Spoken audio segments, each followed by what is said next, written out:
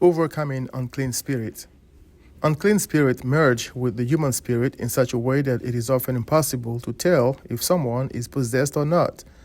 The men in the synagogue of Capernaum, for example, showed no apparent signs of possession. When Christ cast out his demons, it is written, and they, meaning the people who thought they knew the man, were all amazed, insomuch that they questioned among themselves, saying, "What thing is this?" Mark 1:27. In the case of the child whose father came to Christ begging for help, people said that the kid was just mentally ill and got used to his condition. No one knew it was a demon that threw him into fire and water. Matthew 17:14-15. It is written that Christ rebuked the demon, it came out, and the child was healed at that very hour. Matthew 17:18. What thing is this? A new teaching? Said the people of the synagogue in Capernaum. What new doctrine is this? For with authority commandeth he even the unclean spirit, and they do obey him, meaning Christ. Mark 1:27. It reminded me of Christ in the boat. He rebuked the wind that was threatening his disciples and said to the troubled sea, "Peace, be still." And the wind ceased, and there was a great calm. Mark 4:39. What manner of man is this, that even the wind and the sea obey him? Verse 41. Christ was freedom to the ones he saved from sin and from demons.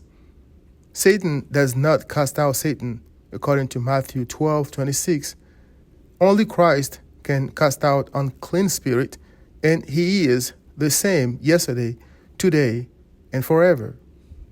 To those who believe in him, he said, "Abide in me, and I in you." John 15, verse 4. He added that anyone who abides in him and in whom he abides will do things that glorify God. Verse 8. Not evil deeds that glorify the devil. Matthew 7:18. Draw near to God, said James, and he will draw near to you. Cleanse your hands, you sinners. Purify your hearts, you double-minded.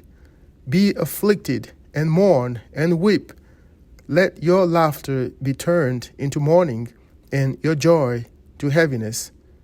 Humble yourselves, meaning acknowledge your vanity before the Lord, and he will exalt you, meaning deliver you from the chains of the devil and sin. James 4:8-10. Some vagabond Jews, exorcists who didn't belong to Christ, tried to cast out unclean spirits by saying, "We adjure you by Jesus whom Paul preacheth." It is written, "And the evil spirit answered and said, Jesus I know, and Paul I know, but who are ye?"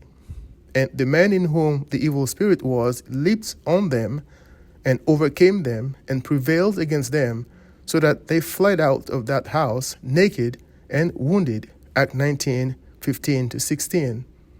Revelation 12, verse 11 says that it is because of the blood and the word of Christ that believers have victory over Satan. Come to Christ.